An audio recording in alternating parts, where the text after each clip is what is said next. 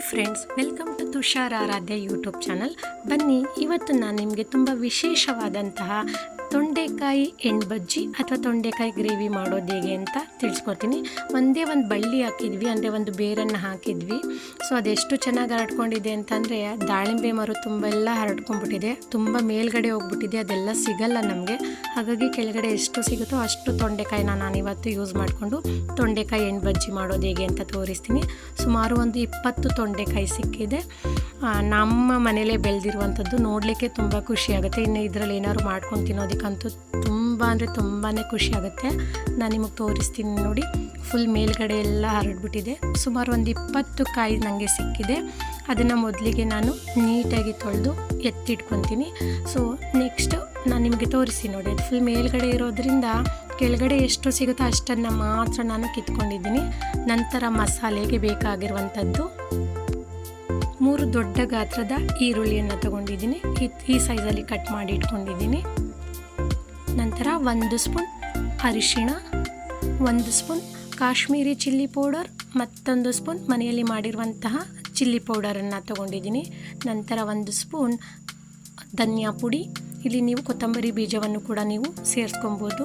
1 spoon ಜೀರಿಗೆ, ಒಂದು 3 ಸ್ಪೂನಷ್ಟು ಉದ್ದಿನಬೇಳೆ ಅಥವಾ ಒಂದು ಚಿಕ್ಕ ಸೌಟಲ್ಲಿ 1 ಸೌಟ್ ಉದ್ದಿನಬೇಳೆ, 2 ಬೆಳ್ಳುಳ್ಳಿ ಎಸ್ಲನ್ನು ತೆಗೆದು ಇಟ್ಕೊಂಡಿದ್ದೀನಿ.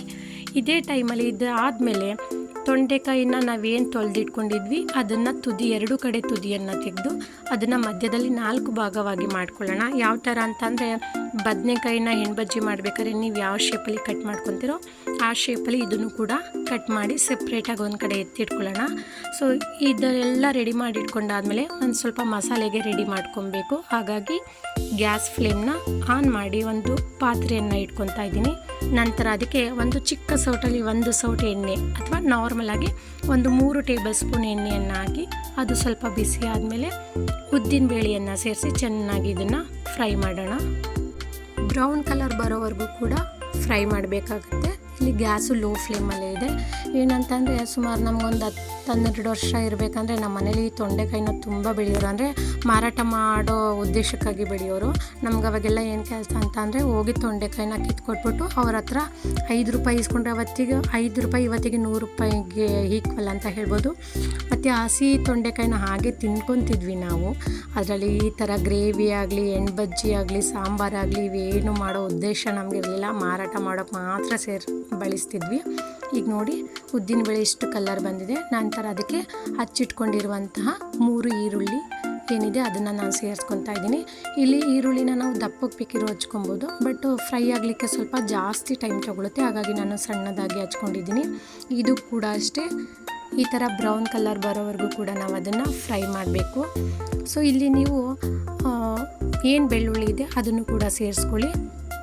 ಇನ್ನೊಂದು ಹೇಳಬೇಕು, ನಿಮ್ಮ ಹತ್ರ ಧನಿಯಾ ಪುಡಿ ಇಲ್ಲ ಅಂತ ಅಂದರೆ ಅಥವಾ ಕೊತ್ತಂಬರಿ ಬೀಜ ಇದೆ ಅಂತ ಅಂದರೆ ಅದನ್ನು ಕೂಡ ನಾವು ಈ ಸ್ಟೇಜಲ್ಲೇ ಸೇರಿಸ್ಕೊಬೇಕಾಗುತ್ತೆ. ನನ್ನ ಹತ್ರ ಕೊತ್ತಂಬರಿ ಬೀಜ ಇರಲಿಲ್ಲ, ಧನಿಯಾ ಪುಡಿ ಇತ್ತು. ಹಾಗಾಗಿ ಧನಿಯಾ ಪುಡಿಯನ್ನು ಮಸಾಲೆನ ರುಬ್ಬಬೇಕಾದ್ರೆ ಅಲ್ಲಿ ನಾನು ಸೇರಿಸ್ಕೊತೀನಿ. ಇಲ್ಲಿ ಫ್ರೈ ಮಾಡಲಿಕ್ಕೆ ಅನ್ನೋದನ್ನು ನಾನು ಹಾಕೊತಾ ಇಲ್ಲ. ನಂತರ ಇದಕ್ಕೆ 1 ಸ್ಪೂನಷ್ಟು ಜೀರಿಗೆಯನ್ನು ಕೂಡ ನಾನು ಸೇರಿಸ್ಕೊತಾ ಇದ್ದೀನಿ. ಅದನ್ನು ಕೂಡ ಚೆನ್ನಾಗಿ ಮಿಕ್ಸ್ ಮಾಡ್ಕೊಳ್ಳೋಣ. 1-2 ನಿಮಿಷ ಸಾಕು. ಸೊ ಇದಾದಮೇಲೆ ಗ್ಯಾಸ್ ಫ್ಲೇಮ್ನ ಆಫ್ ಮಾಡಿ ಇದನ್ನು ತಣ್ಣಗಾಗಲಿಕ್ಕೆ ಇಟ್ಬಿಡೋಣ. ಸೆಪ್ರೇಟ್ ಪಾತ್ರೆಗೆ ಇದನ್ನು ಹಾಕಿಟ್ಕೊಳ್ಳೋಣ.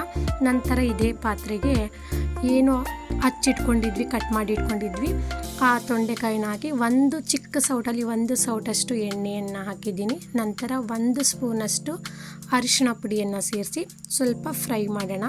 ಗ್ಯಾಸು ಲೋ ಫ್ಲೇಮಲ್ಲಿ ಇರಲಿ. 1-2 ನಿಮಿಷ ಫ್ರೈ ಮಾಡಾದಮೇಲೆ ಅದು ಲಿಡ್ ಕ್ಲೋಸ್ ಮಾಡೋಣ. ನೋಡಿ ಎಣ್ಣೆ ನೋಡ್ತಿದ್ದೀರಲ್ವ, ಇಷ್ಟಿರಲಿ, ಯಾಕೆಂದರೆ ಎಣ್ಣೆಯಲ್ಲೇ ಇದು ಬೇಯಬೇಕು ಒಂದು ಸ್ವಲ್ಪ.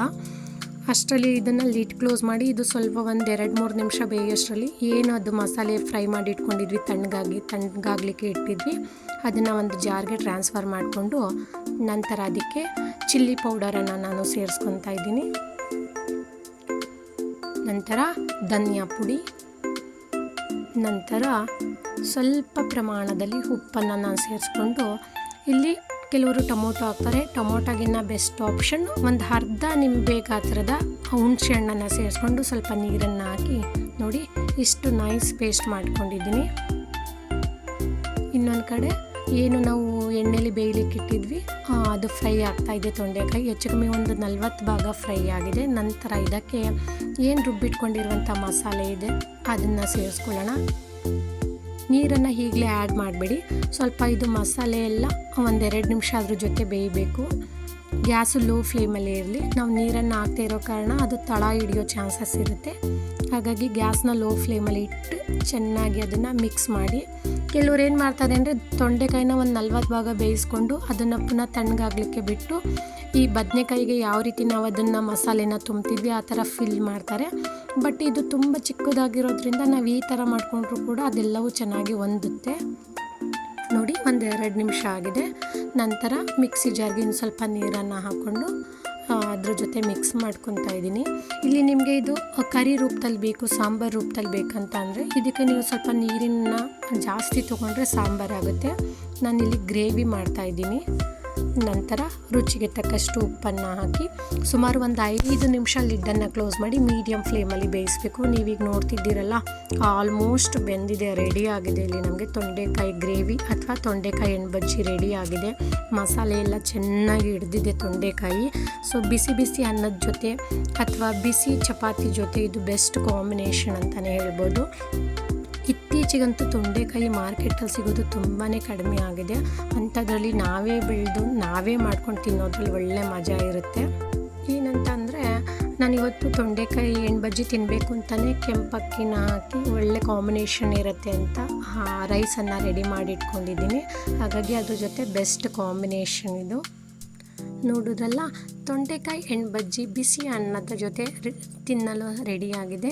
ಯಾರೆಲ್ಲ ಫಸ್ಟ್ ಟೈಮ್ ನನ್ನ ಚಾನೆಲನ್ನು ನೋಡ್ತಾ ಇದ್ದೀರಾ, ಪ್ಲೀಸ್ ಚಾನಲನ್ನು ಸಬ್ಸ್ಕ್ರೈಬ್ ಮಾಡಿ, ಬೆಲ್ ಐಕಾನನ್ನು ಪ್ರೆಸ್ ಮಾಡಿ, ವಿಡಿಯೋನ ಲೈಕ್ ಮಾಡಿ ಮತ್ತು ಶೇರ್ ಮಾಡಿ. ಮತ್ತಷ್ಟು ಒಳ್ಳೆಯ ರೆಸಿಪಿಯೊಂದಿಗೆ ನಾನು ನಿಮಗೆ ಸಿಗ್ತೀನಿ. ಸೊ ಯಾರೆಲ್ಲ ನಿಮ್ಮ ಟೈಮ್ ಕೊಟ್ಟು ಈ ವಿಡಿಯೋನ ನೋಡ್ತಿದ್ದೀರಾ, ಎಲ್ರಿಗೂ ಕೂಡ ತುಂಬ ಹೃದಯದ ಧನ್ಯವಾದಗಳು.